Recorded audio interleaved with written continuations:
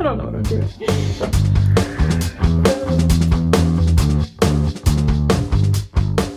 Cool, everyone. I want to say right off the bat that I have avoided listening to Harry Styles for a very long time. My mom literally told me that she thinks that him and I would be perfect together, and I still wouldn't listen to him because deep down, there's still a tiny, tiny little part of me that's my contrarian, like middle school self, who swears up and down that Green Day is superior to One Direction. However, I finally joined the party. I know I'm late, but I got here. I arrived, and that's the important part.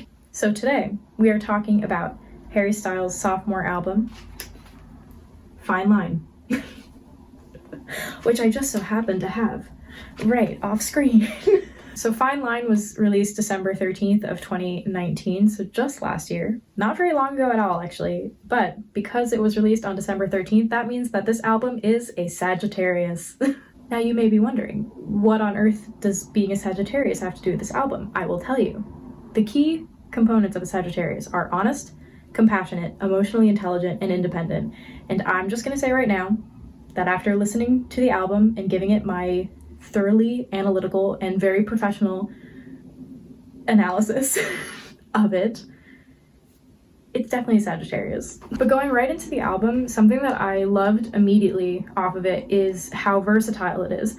While a lot of the songs do have very similar kind of musical motifs and vibes, like they all make sense together, but no song sounds identical and no song sounds even kind of remotely close to the other songs. Like at first I thought, because Fine Line and Lights Up I knew were two of the slower songs on the album, I assumed, oh, they're probably going to sound a little bit more similar to each other just because they're two of the slower songs. However, this wasn't the case. It maintains its uniqueness throughout the entire album, regardless of whether or not the songs are upbeat or slow. They all sound different and they all sound pretty versatile, which I thought was really cool. Like we have guitar solos, we have a brass section, we have intimate like piano time.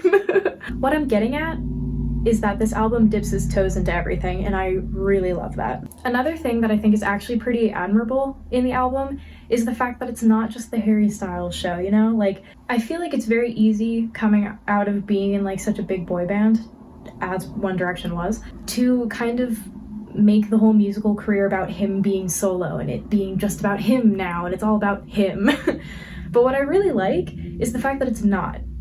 I mean, don't get me wrong, the vocals are amazing and they should definitely be applauded and given so much credit for because the vocals are amazing. But it's not just about the vocals. I mean, we get a beautiful guitar solo in She that takes up basically a third of the song. We get an amazing brass section in Fine Line, which comes out of nowhere but sounds so good with the song. Like the instrumentals and the production and the vocals together make up such an amazing team that at the end of the day, even though this is like his sophomore album, and this would arguably be the album that everyone is kind of like banking on to see like just how big Harry Styles is gonna get, because like he has his first one and it was good, but can he keep up making good records? And the sophomore album just proves that he can. So, but what I was getting at is that it all comes together. It's not just about him throughout the whole music. The production is incredible. The instruments are amazing. And he, with his vocals, works so well with the instruments that it really is just like this homogenous being at the end of the day. And I think that's really admirable because I think it would be really easy to just make this about him and solidifying him as arguably the most successful ex-member of One Direction. I will give credit where credit is due. Niall and Louis are paving their way in the music industry, and I've listened to some of their songs and they are pretty good. Giving credit where credit is due. But I mean, when you think One Direction now, especially, you think Harry Styles, and so this could easily be an album solidifying him being this solo act, this solo being separate from all of that. But instead, he made this really, really intricate, versatile, and layered album that doesn't make it just about the vocals. It's also about the instruments and how the instruments work with the vocals and how the vocals work with the instruments. It all comes together. Just a big team, a big homogenous kind of feel to it, and I just think that's really cool. I feel like you don't really see that a lot when someone's trying to like really separate themselves from an ex group or from a previous sound or anything like that. I feel like they tend to make it about them, but I don't feel like he really did that, and I think that's really cool. So on to the actual contents of the album, which is honestly the first thing that drew me to it. It's just the vulnerability and kind of how it feels like a little bit of a story. They seem like they are to somebody, and they feel like they are coming from someone, which I feel like a lot of music, especially today, I say like I know any better, but a lot of music just kind of sounds pretty self-explanatory. They're all songs, and at the end of the day, that's great, but I feel like these really feel like they're coming from someone and they're about someone, and you really feel that. And so that's something that really drew me to it in the first place, because I love when albums can tell stories and when songs can tell stories, and Fine Line kills it in that region. So something that I pride myself on is giving oddly specific circumstances and extended metaphors to explain music. So bear with me on this one. This album, Fine Line, reminds me or makes me think of when you're at a party and you meet this stranger, and let's say both of you have recently gone through a breakup. And so you're talking about that, and you're talking about like the love that you had, falling in love, the moment that you knew that it was falling apart, and that's sad.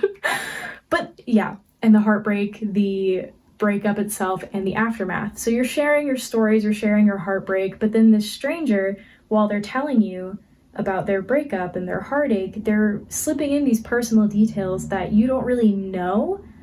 Like, they're referencing restaurants, they're referencing people, and you don't know any of those people, but at the end of the day, those little references don't mean anything because you understand where that person's coming from. Did that make sense? The stranger just can't help it but put in these details for information that we just aren't privy to because we don't know them. Now, to put this extended metaphor in the context of the album, which hopefully will make it make more sense. The themes of the album are all things that we can relate to. Heartache, falling in love, the fear of being with someone, the fear of who you become after a breakup or during a breakup, during heartache, breakups in general. The themes are all there and they're things that we all understand. But then there are these details that are put throughout all the songs for information that we just aren't privy to because we don't know Harry Styles, unfortunately. For instance, we have that absolutely amazing voicemail snippet in the middle of Cherry, which I lost my mind at when I first heard it. So we have that. That's information that we don't really know. We don't know where it was taken. We arguably don't know who it was from. I mean, obviously we can look that stuff up, but still, like, for the purposes of this, we don't know. We don't know why it was taken. We don't know any of the context of the situation. So that's one. Another one is the reference to the Beechwood Cafe and referencing his ex's new boyfriend's parents owning a gallery. Like, all of these are very specific details for very specific things, for very specific circumstances that we just aren't privy to. And yet that doesn't take away from the song. That doesn't take away from the messages that's coming across, the emotion, the motifs, the themes in general. It doesn't take anything away. If anything, it adds to how personal this album feels at the end of the day. So it's stuff that we don't fully understand, but it doesn't take away anything from the music. Because even though we don't understand maybe what the Beechwood Cafe is, who these parents are, why they have a gallery, what kind of gallery is it, we don't know. But it doesn't take away from the song at all. It doesn't take away from the meaning. It doesn't take away whatever you feel connects you to the song. It still feels remarkably personal and very vulnerable and very intimate because it does have those details. And while they're details that we can't relate to, we can sympathize. Okay, don't worry. The extended metaphor is done. You can all take a breath. It's over. In short, what I'm getting at is that this album, like I said, is extremely intimate. It's vulnerable, it's personal. I mean, even the more upbeat songs have these little aspects in them and have these like really deep takes on what it feels like to be in love and how intricate that can be and the fear and heartache, like regardless of the tempo of the song, the sounds involved in it, the instruments, the production.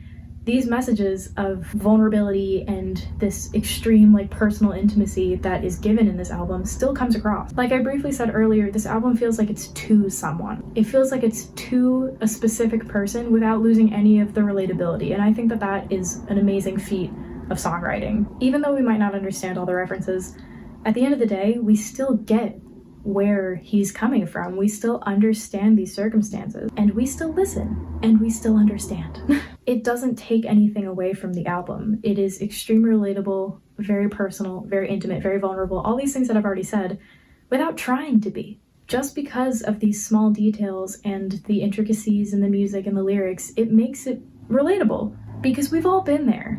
And even, like I said, countless times, there are these personal details sprinkled throughout the songs. It doesn't take anything away, because like, we all have our own Beechwood Cafe. We all have our own parents who own galleries. We all have our own voicemail in Cherry, you know? So now I know. You're dying to know. How do I rank these songs? There are 12 songs in the album. How do I rank them?